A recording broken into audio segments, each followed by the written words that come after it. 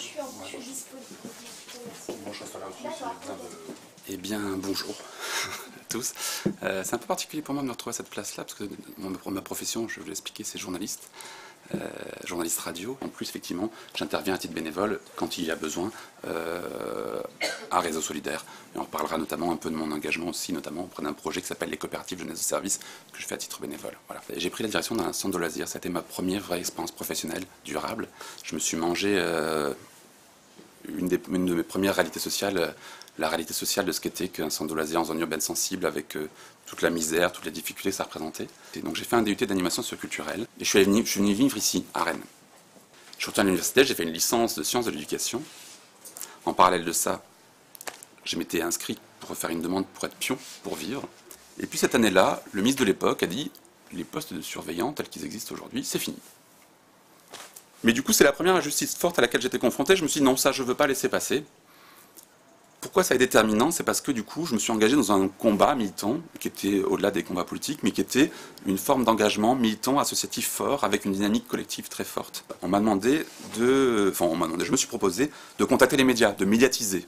Je veux être journaliste, je veux faire de la radio. Et du coup, j'ai fait une formation en alternance à l'âge de quasiment 30 ans pour devenir journaliste.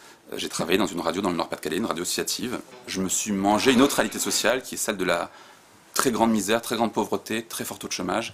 Je suis rentré en Bretagne, je suis rentré à Rennes. Je me suis dit, et si je créais une radio? Du coup, j'ai posé les choses, locales, privées, ou en tout cas sur un modèle économique pas associatif, collectif, une scope. Et donc je suis allé voir comme ça un certain nombre de choses. J'ai commencé par Pressol. Pressol m'a renvoyé vers Réseau Solidaire. L'idée c'était que c'est pas fréquent un groupe d'individus qui dès le départ est un groupe d'individus constitué et dit on veut créer une scope. Généralement ça part d'un porteur de projet, deux porteurs de projet. J'ai rencontré l'ancienne directrice de Réseau Solidaire, Emmanuelle Rousset, qui m'a dit tu vas commencer par aller voir telle personne. On avait réussi non seulement à avoir un projet qui tenait la route, une équipe, mais on avait trouvé les sous. Moi, j'avais joué le jeu de la mobilisation collective, c'est-à-dire que j'avais déjà anticipé en disant, j'avais déjà commencé à la fois à voir avec quels acteurs de l'ESS j'allais pouvoir travailler, parce que l'idée dans le projet aussi, c'était non seulement de créer une scope, mais c'était en plus d'être la radio de l'ESS, c'est-à-dire d'être porteur de ces valeurs-là et porteur de ces projets-là. Et ça s'est pas fait. Ça m'a permis d'avoir une connaissance du réseau de l'ESS comme jamais. Parce que je trouvais le monde de l'ESS du coup passionnant, j'ai réalisé une quarantaine de chroniques, de portraits d'entreprises et de porteurs de projets autour d'un projet qui s'appelait L'économie autrement, qui était diffusé du coup, c'était ça l'intérêt, sur 13 radios associatives bretonnes l'année dernière.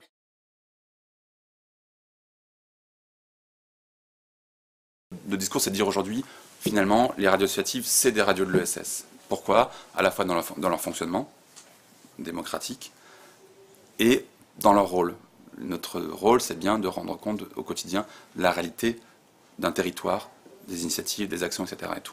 Après, il y a la question des valeurs qui viennent se surajouter. Ce qui est difficile, moi je trouve, c'était le pari un peu de la radio que je faisais aussi, c'est de dire, ce que je suis en train de faire là, les parcours de vie, notamment dès qu'on a l'entrée économique, ils sont passionnants.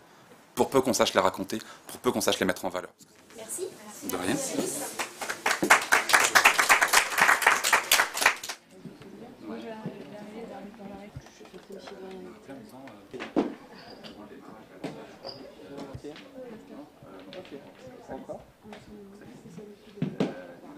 Ok,